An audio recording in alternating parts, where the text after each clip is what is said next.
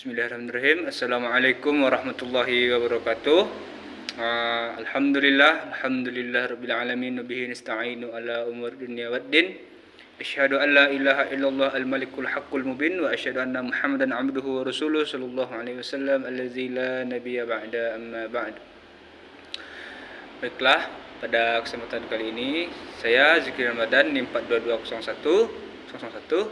Saya ingin menjelaskan bagaimana kami meneliti suluk atau tarekat pada suatu kampung, yang dimana kami meneliti suluk atau tarekat ini pada surau atau yang berada di lokasi Jorong Peniang di Sulawesi, Kecamatan Canduang. Surau ini bernama dengan Surau Thariqul Jannah. Surau ini dikategorikan sebagai surau yang baru, yaitu surau ini didirikan pada tahun 2006. Sebelum kita melanjutkannya, kita perlu memahami bahwa apa makna dari suluk atau tarekat ini. Yaitu suluk atau tarekat ini adalah sebuah metode atau jalan menuju kepada makrifat. Makrifat itu adalah mengenal Allah lebih dalam atau sudah mencapai level atau makom yang tinggi. Jadi di sana kami meneliti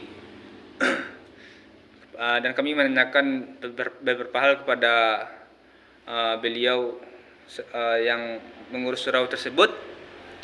Itu nama beliau adalah Syafruddin Khatib. Beliau dulunya berguru kepada Syekh Muhammad Zaid. Beliau itu merupakan penduduk asli kampung tersebut, kata beliau. Dan untuk pendidikan beliau tidak terlalu banyak. Hanya saja beliau dulu pernah belajar di MAN Model, yaitu MAN 1 Bukit Tinggi, dan juga pernah menempuh pendidikan di bangku perkuliahan, yaitu di UIN Bukit Tinggi juga gitu. Terus kami menanyakan itu bagaimana keadaan dengan jamaah surau tersebut kepada beliau.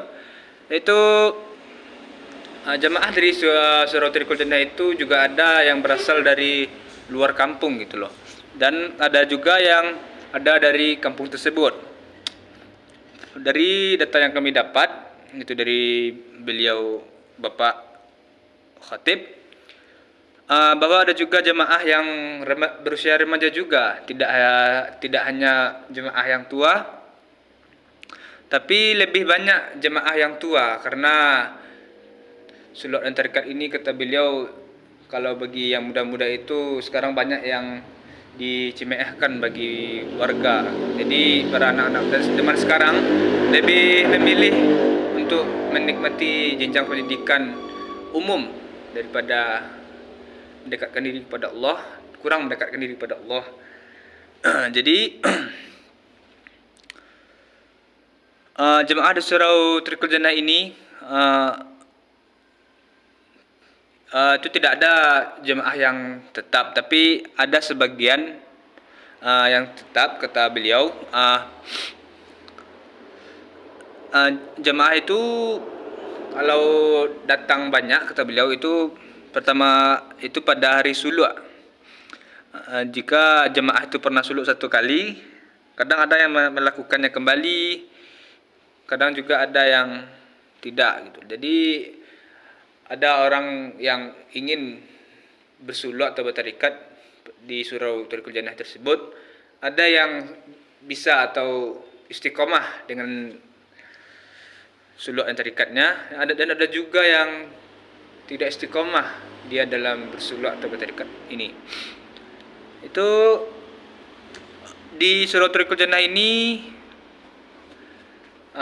di situ diadakan suluk 2 kali dalam setahun, baik pada bulan puasa ataupun haji, waktu hajian.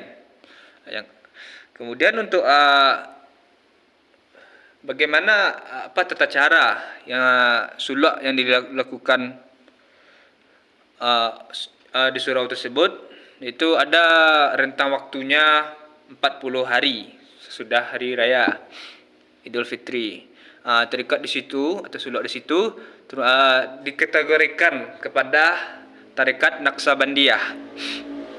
Orang tarekat tersebut dari pertama ke tempat suluk tersebut diberi baiat atau diberi janji, iaitu janji bahwa mereka benar-benar yakin mereka akan bersuluk atau bertarekat. Tata bagaimana metode ibadah suluk di Surau Tariqul Jannah tersebut, itu orang di situ duduk melingkar, sedangkan guru dan mursyidnya duduk di tengah-tengah lingkar sambil membacakan kaji secara batiniah, sedangkan muridnya menerima secara batiniah juga. Pengamalan kaji yang dilakukan oleh orang suluk tersebut yaitu ada pada waktu siang dan pada waktu malam. Pengamalan kaji dilakukan oleh orang di tempat tersebut. Disediakan ada satu kamar, satu orang. Tujuannya adalah supaya para solik lebih khusyuk dalam pengamalan kajinya. Maksudnya para orang yang bersuluk itu lebih dalam atau lebih mendalami dalam suluk dan tarikatnya.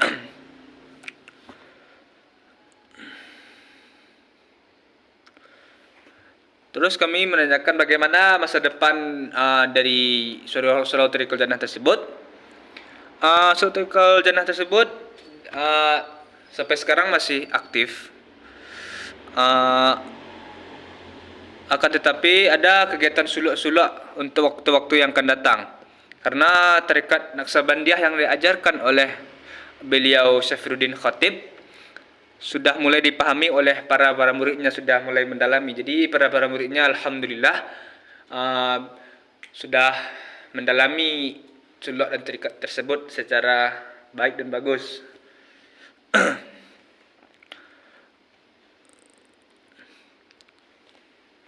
Jadi yang hanya aktif di surau-surau tersebut hanya para murid-muridnya. Namun beberapa tahun yang kemarin terjadi terjadi pemberhentian suluk karena adanya suatu wabah atau penyakit yang diwabahi pada tahun 2020, itu wabah Covid. Jadi dilakukan pemberhentian suluk di Surau Tariqul Jannah tersebut. Lalu sekarang ini karena Covid sudah hilang, sudah mulai aktif kembali lagi suluk dan tarikat di Surau Tariqul Jannah tersebut. Mungkin hanya itu yang dapat saya sampaikan atau jelaskan tentang tarikat dan suluk di Surau Tariqul Jannah. Mungkin itu penelitian dari saya dan kelompok saya. Sekian dari saya. Kalau ada kata-kata saya yang salah mohon dimaafkan. Wabillahi taufiq wal hidayah. Wassalamualaikum warahmatullahi wabarakatuh.